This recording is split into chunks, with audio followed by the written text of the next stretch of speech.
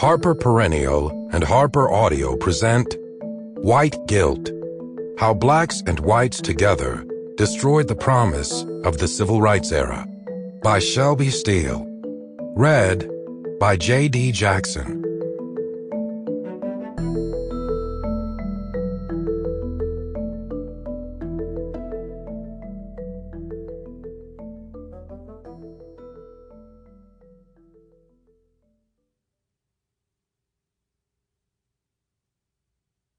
Part 1. The Story of White Guilt. 1. A Dilemma. Sometimes it is a banality, something a little sad and laughable, that makes you aware of a deep cultural change.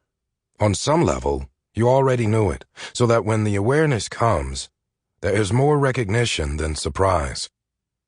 Yes, of course, things have changed. So it was, not long after the Clinton-Lewinsky scandal began, that it occurred to me that race had dramatically changed the terms by which political power is won and held in America. When I woke on that January morning to the sight of President Clinton wagging his finger on the morning news and saying, "I never had sex with that woman," I thought two things: that he was lying, and that he would be out of office within 2 weeks. It was a month later that I realized not only that he might survive his entire term, but also that his survival, even for a month, already spoke volumes about the moral criterion for holding power in the United States. I came to this realization on a drive back to Northern California from Los Angeles, with a scandal keeping me company on the car radio.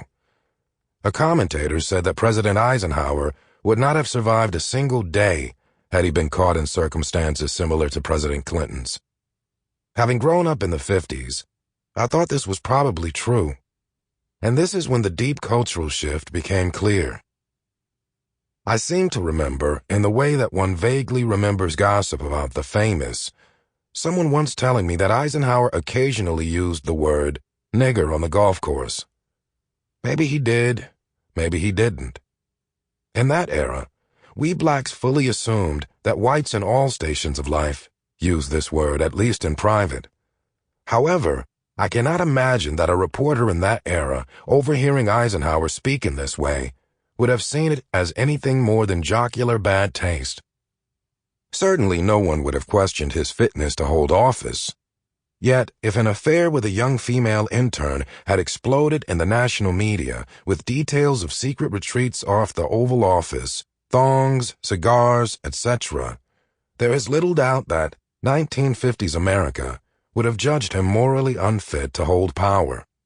It was taken for granted in that gray flannel era that public trust had to be reciprocated by a rigorous decorum around sexual matters, even if that decorum was the very face of hypocrisy.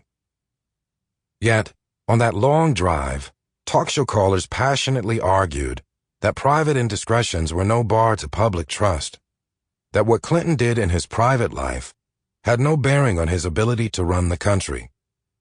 It was unapologetic moral relativism, the idea that sexual morality is relative only to the consent of the individuals involved, and that there is no other authority or moral code larger than their choice. In the voices of many callers, you could hear this expressed as a kind of pride. Relativism spares us from far worse sins, they seem to be saying, those greatest of all sins for my baby boomer generation: judgmentalism and hypocrisy.